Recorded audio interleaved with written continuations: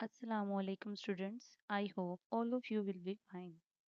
Students, today we will do the work from chapter number 1, characteristics and life processes of organisms. Open your workbook page number 2. Students, let's see question number 1. Is it alive or not? You have to determine which thing is alive and which thing is not alive with some reasons. So first one is cup. Cup is not alive. And the reason is it cannot move and it cannot breathe. Second one is rabbit. Rabbit is alive. It can move and it can breathe. Likewise, car is not alive.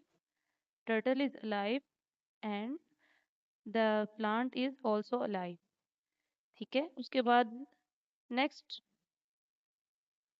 statement number B. Living things show a number of characteristics that set them apart from non-living things. Can you name any of four these processes? The first letter has been given. Some characteristics are given with their first spelling. We have to complete them by writing the full spelling. Okay, now open your next page, page number 3, living things. ठीक है. अब बेटा living things की कुछ characteristics हैं जिनके बारे में सब बच्चे जानते हैं. तो यहाँ पर देखें प्लांट्स और एनिमल्स ये दोनों ही लिविंग थिंग्स के कैटेगरी में आती हैं. इनकी कुछ कैरेक्टरिस्टिक्स एक दूसरे से डिफरेंट हैं जबकि कुछ कैरेक्टरिस्टिक्स इन दोनों ग्रुप्स की सेम है. तो जो सेम कैरेक्टरिस्टिक्स हैं उनको हमने सेंटर में लिखा और जो डिफरेंट कैरेक्टरिस्टिक्स हैं उनको हमने साइड पे लिखा दोनों के अपने अपने बॉक्स में. क्योंकि ये एक वेन डायग्राम है तो हम देख लेते हैं वो कौन कौन सी कैरेक्टरिस्टिक्स हैं. तो सबसे पहले देखेंगे प्लांट्स की. Can not change their place. क्या पौधे अपनी पोजीशन चेंज कर सकते हैं? नहीं.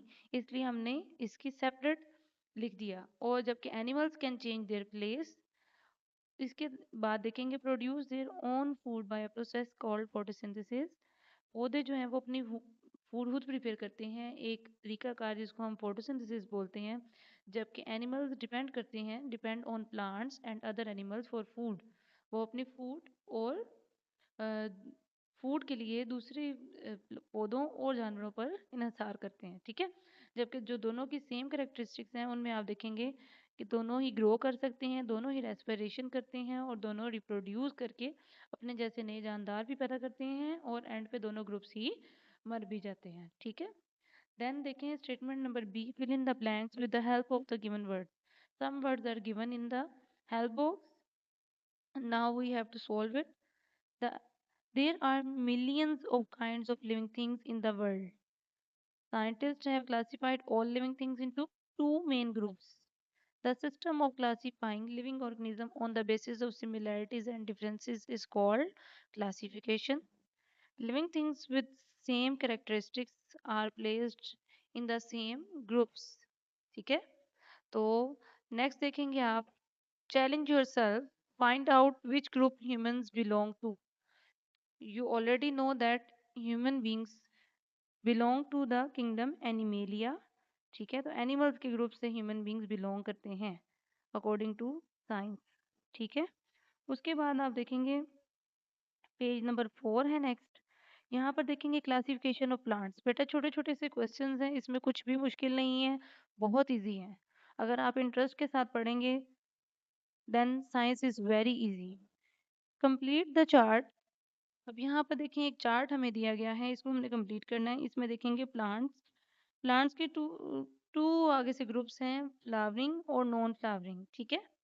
और उसके बाद आगे देखेंगे sort the following plants as flowering and non flowering. Circle the flowering plants green and non flowering plants yellow. अब हमने जो फ्लावरिंग प्लांट्स हैं उनको ग्रीन कलर का सर्कल कर देना है जबकि जो नॉन फ्लावरिंग प्लांट्स हैं उनको हमने येलो कलर का सर्कल कर देना है. तो आप देख सकते हैं पिक्चर के अंदर सर्कल किया गया है दोनों कलर से. आपने भी इसी तरह से बेटा नीट नीट सर्कल करना है थोड़ा सा डार्क करना है. ठीक है. तो अब आप ये देखेंगे आपको बिल्कुल सामने ही नजर आ रहा है छोटे या बड़े फूल लगे हुए हैं. तो जिन पे फूल लगे हुए हैं वो फ्लावरिंग है और जिन पर बिल्कुल भी फूल नहीं लगे हुए वो नॉन फ्लावरिंग है. ठीक है. उसके बाद देखेंगे आप नीचे फाइंड आउट मोर. इसमें आप देखेंगे collect the flowering and non flowering plant from your surrounding, अपने इर्द गिर्द से कुछ फूलों वाले और कुछ बगैर फूलों वाले पौधे इकट्ठे करें एंड एग्जामिन देम क्लोजली, और फिर उनको नज़दीक से देखें। Notice any difference in their structure. जी, अब हमने डिफ्रेंशिएट तो इनको ऐसे ही कर लिया ना कि जिनके ऊपर फूल हैं वो फ्लावरिंग है, जिनके ऊपर फूल नहीं है सिर्फ पत्ते हैं वो नॉन फ्लावरिंग है। लेकिन अब आपसे ये कहा जा रहा है कि आप अपने एरिया से कुछ फ्लावर्स वाले पौधे और कुछ जिनके ऊपर फ्लावर्स नहीं है इकट्ठे करें, और फिर ये देखें कि इनके स्ट्रक्चर में क्या फ़र्क है। ठीक है, तो आपने ये देखकर अपनी नोटबुक पर नोट कर लेना है कि आपने क्या एग्जामिन किया। उसके बाद आप देखेंगे क्लासिफिकेशन ऑफ एनिमल्स है नेक्स्ट पेज के ऊपर। कंप्लीट द चार्ट, जैसे हमने पौधों का किया था उसी तरीके से हम एनिमल्स का करेंगे। So animals are divided into two main groups, vertebrates and invertebrates. ठीक है, वर्टिब्रेट्स वो होते हैं जिनकी बैकबोन होती है, ठीक है, रीढ़ की हड्डी जिसे हम कहते हैं उर्दू में। और इनवर्टिब्रेट्स वो जानदार होते हैं जिनकी रीढ़ की हड्डी नहीं होती। तो आप लोग सोचें हम लोग भी क्या हैं, हम भी वर्टिब्रेट्स हैं। ठीक है, इसी तरीके से कैट भी वर्टिब्रेट है। ठीक है, अब हम नीचे कुछ एनिमल्स हमें दिए गए हैं। बहुत ही इंटरेस्टिंग सा काम है, बहुत ही प्यारा काम है। यहाँ पर हम देखेंगे कि कौन से वर्टिब्रेट्स हैं, उनके नीचे हमने सिर्फ वी लिख देना है, पूरा वर्टिब्रेट नहीं लिखना। ठीक है, और जो इनवर्टिब्रेट हैं उनके नीचे हमने सिर्फ आई लिख देना है। छोटा सा प्यारा सा काम है आपका। देखें, अब जो हमारा फ्रॉग है ये क्या है, वर्टिब्रेट, क्योंकि इसकी रीढ़ की हड्डी है। ठीक है, और आगे आप देखेंगे नेल है, इनवर्टिब्रेट्स हैं तो यहाँ पर आई लिख देंगे। ठीक है, देन स्पैरो है वो वर्टिब्रेट है तो वी लिखेंगे। देन कॉकरोच इनवर्टिब्रेट, ठीक है, स्नेल ये भी इनवर्टिब्रेट, और उसके बाद आगे देखेंगे कैट वर्टिब्रेट, फिश वर्टिब्रेट, और देन स्टारफिश भी इनवर्टिब्रेट। ठीक है, उसके बाद देखेंगे find out more which group of animals is dominant in your surrounding area. आपके एरिया में कौन सा ग्रुप जो है वो डोमिनेंट है, तो आंसर हम लिखेंगे एनिमल्स का। ठीक है, देन आप देखेंगे next page number 7, right any 3 benefits that biodiversity provides us. हमने वो बेनिफिट्स लिखने हैं कोई से 3 जो बायोडाइवर्सिटी से हमें हासिल होते हैं। तो इसमें आप देखेंगे different plants and animals are used as food. बहुत सारे पौधे और जानवर खुराक के तौर पर इस्तेमाल होते हैं। Some species of animals help to clean our air. जानवरों की कुछ स्पीशीज हमारी हवा को साफ करने के लिए इस्तेमाल होती है।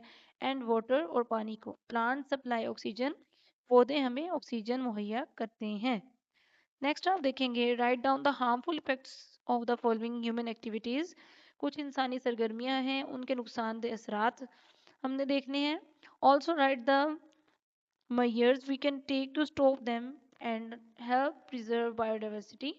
अब हमें वो एहतियाती तदाबीर भी लिखनी है जिनको हम अपनाकर इन हार्मफुल एक्टिविटीज़ को कम से कम करें और इन्वायरमेंट को सेव करें। तो देखिए, सबसे पहले ह्यूमन एक्टिविटी है कटिंग डाउन ट्रीज।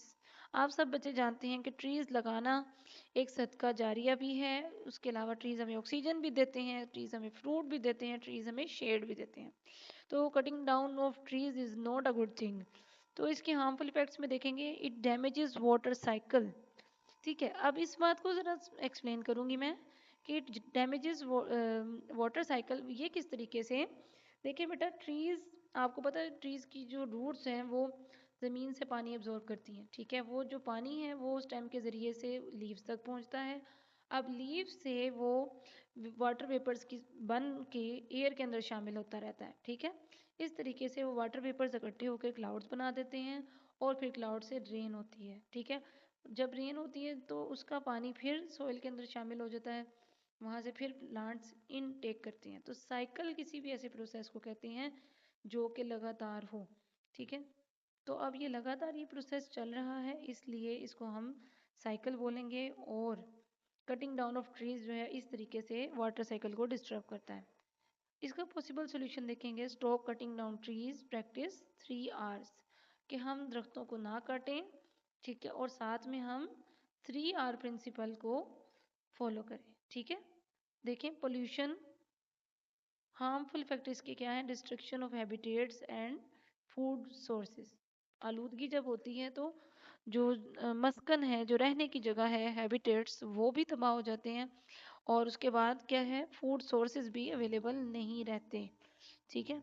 और इसके बचाव के लिए जब हम 3R प्रिंसिपल को प्रैक्टिस करेंगे, विच मीन्स के रिड्यूस, रीयूज एंड रिसाइकल, कि अपनी ज़रूरतों को कम करें, मिनिमाइज करें, रीयूज़ अपने पास मौजूद चीज़ों को दोबारा इस्तेमाल करें, एंड रिसाइकल, रिसाइकल एक पूरा प्रोसेस है जिसमें फैक्ट्रीज़ के अंदर पुरानी चीज़ों को नई चीज़ों में तब्दील किया जाता है। तो अगर हम इन चीज़ों को अपनाएंगे तो हमारा एनवायरनमेंट जो है वो पोल्यूशन फ्री हो जाएगा। नेक्स्ट देखेंगे over hunting.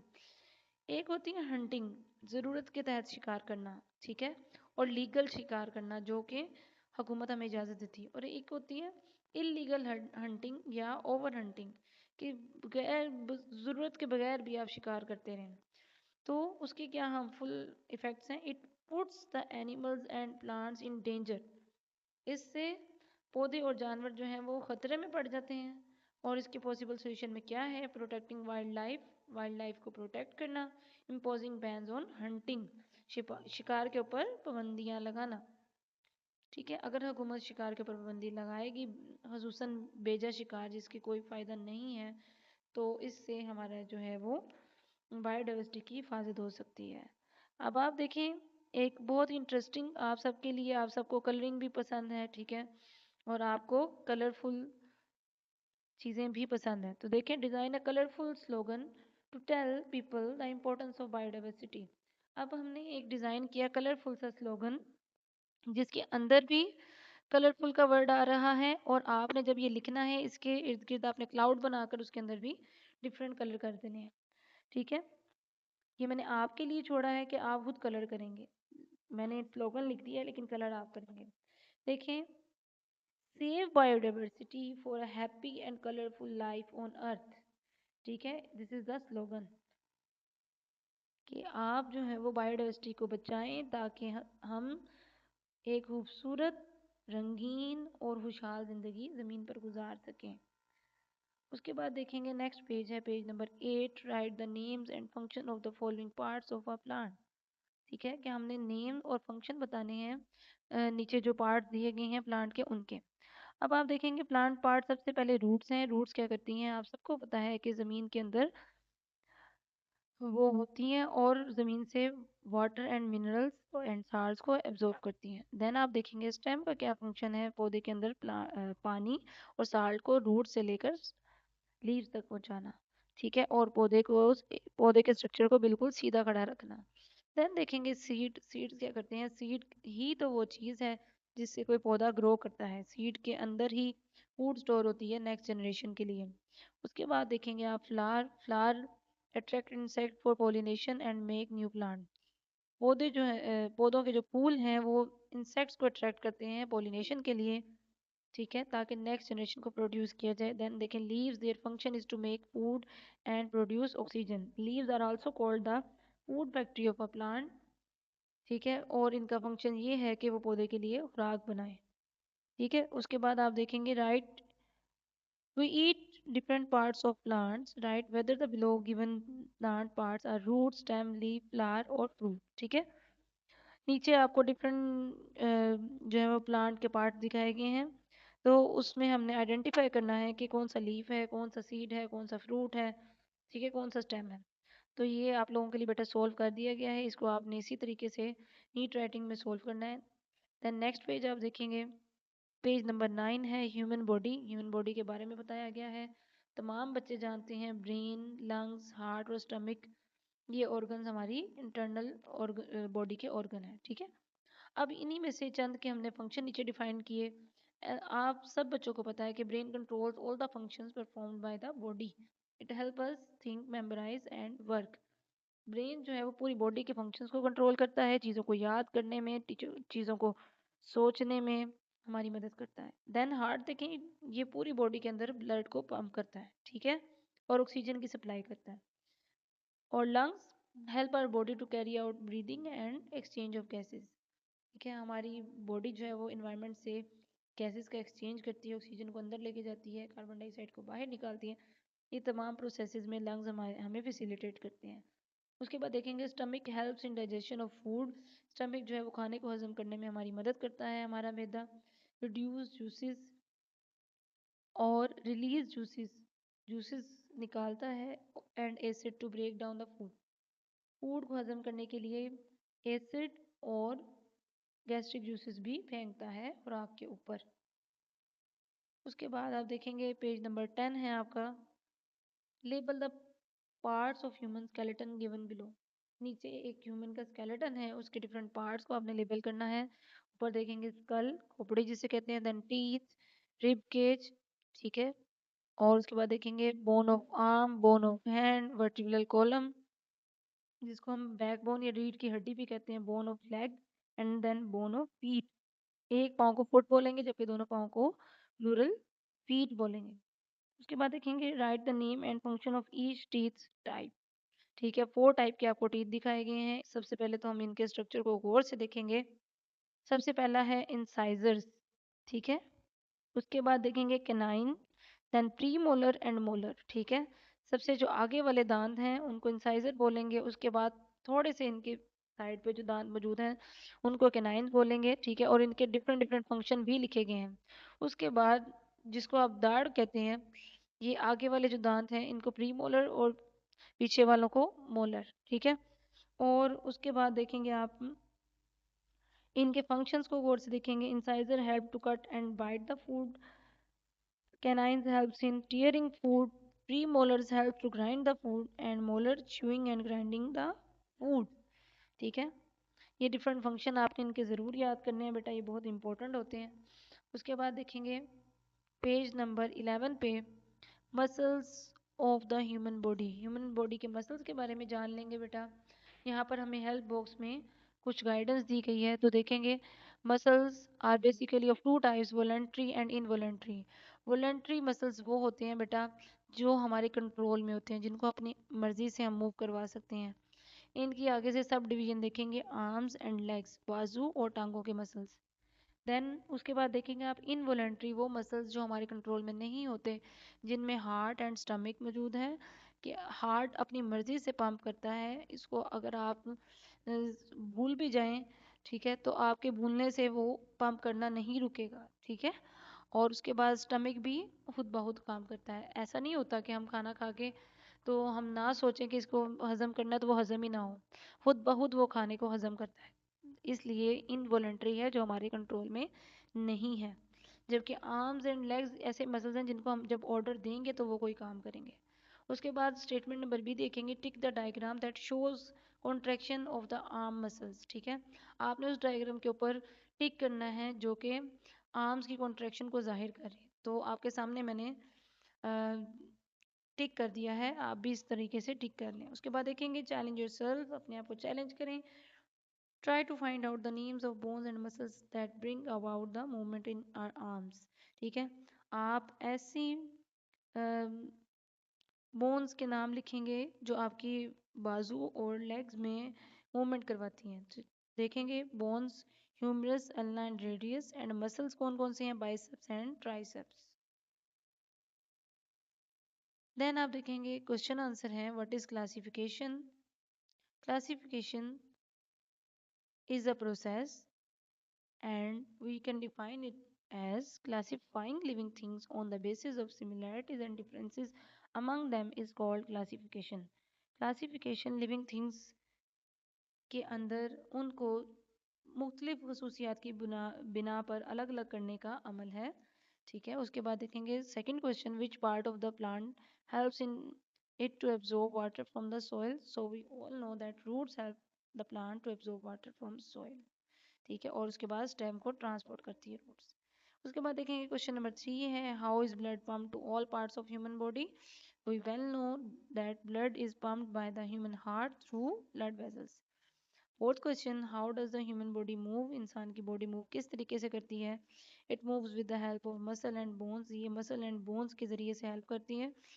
Position of our body is changed by the contraction and relaxation of muscles and bones, और हमारी बॉडी की पोजीशन हमारे मसल्स एंड बोन्स की मूवमेंट के जरिए से होती है जब वो कॉन्ट्रैक्ट एंड रिलैक्स करते हैं, ठीक है। अब देखेंगे लास्ट क्वेश्चन है नेक्स्ट पेज के ऊपर, differentiate between vertebrate and invertebrate. आपको मैंने पहले भी बताया कि वर्टिब्रेट्स कौन से होते हैं। Animals having vertebral column are called vertebrates, ठीक है। और इसमें आप देखेंगे fish, frog and snake etcetera. उसके बाद देखेंगे invertebrates animals without vertebral column are called invertebrates, snail, grasshopper and earthworm, ये इनवर्टिब्रेट। आगे बेटा draw a label diagram of plant and its part. यहाँ पर आपने अपने चैप्टर में से खूबसूरत सी एक प्लांट की पिक्चर है, उसको ड्रॉ करना है, उसमें कलर्स करने हैं, उसको लेबल भी करना है। ठीक है स्टूडेंट्स, आप सब बच्चों ने इस पूरे चैप्टर को नीट राइटिंग में लिखना है और इसको याद करना है समझ के, ठीक है। और अपना बहुत सारा ख्याल रखिएगा। अल्लाह हाफिज़।